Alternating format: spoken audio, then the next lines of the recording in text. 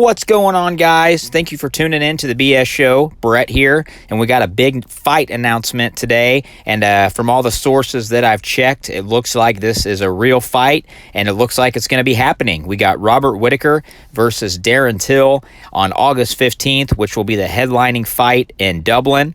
And it is a middleweight bout. Obviously, Darren Till returned to the middleweight division whenever he fought Kelvin Gastelum.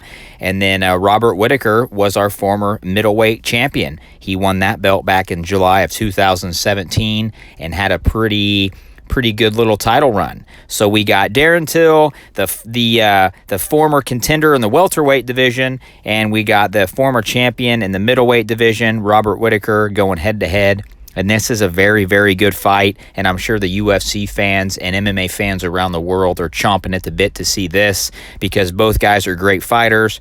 Both guys bring the fight, and both guys are really credible. I mean, they both have a lot of big wins. They both are champions or fought for a belt. So, I mean, fights like this is what the UFC fans want and need. So I'm very, very stoked. You know, we got Robert Whittaker, who was coming off his loss to Israel Adesanya. But prior to that, he was kind of running through people. I mean, some big name wins that he's got on his resume is Yoel Romero twice, and I believe both of those were for that middleweight strap. He beat Ronaldo Souza, Derek Brunson, Uriah Hall. And I was really looking through a lot of his wins today. It's honestly pretty impressive, you know, some of the people that he's beat and how he's beaten them. And he had a few issues early in his career trying to find which weight class was best for him. He landed in the middleweight division, and man, did he do some work.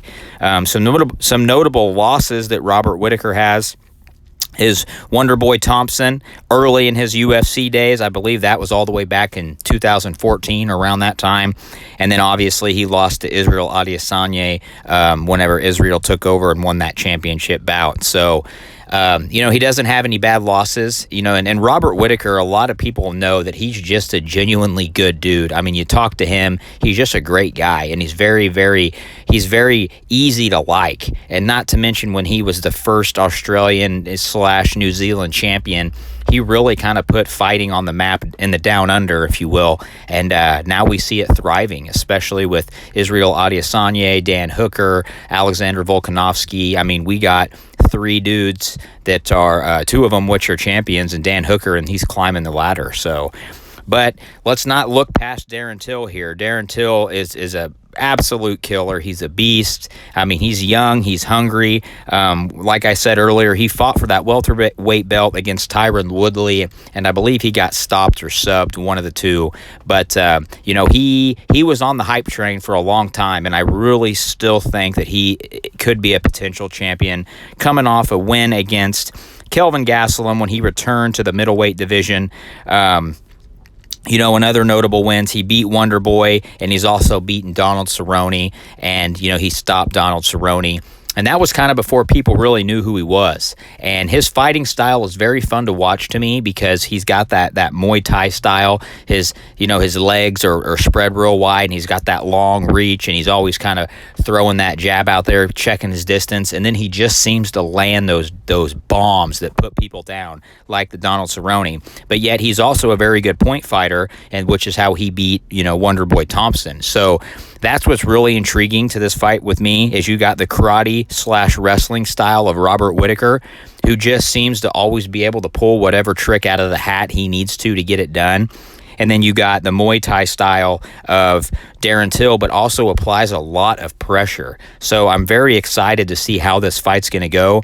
And both guys are really even whenever you look at height, weight. Darren Till's got a slight height advantage at 1 inch, and he's also got a slight reach advantage at 1 inch. And all these are per, you know, the ESPN measurements. So, on paper, everything looks pretty similar. I mean, you know, they got a couple common opponents. Two of Darren Till's losses, not even bad. I mean, like I said, Tyron Woodley in the welterweight division for the championship belt, and then he lost to Jorge Masvidal, which a lot of people think he was trying to cut too much weight whenever he was going down to the welterweight division. And now that he's back up to the middleweight, that's probably where he kind of needs to be. He's a big, long guy, and for him to be trying to cut so much weight, maybe that had an effect on him. Maybe that's why he lost to Jorge Masvidal and Tyron Woodley. So this is a very good fight. I just wanted to pop a quick video up on here, guys, about this. I hope everyone's as excited as me, and let me know in the comments below who you got and how you think this fight's going to end, and I look forward to reading the comments. Thank you, guys.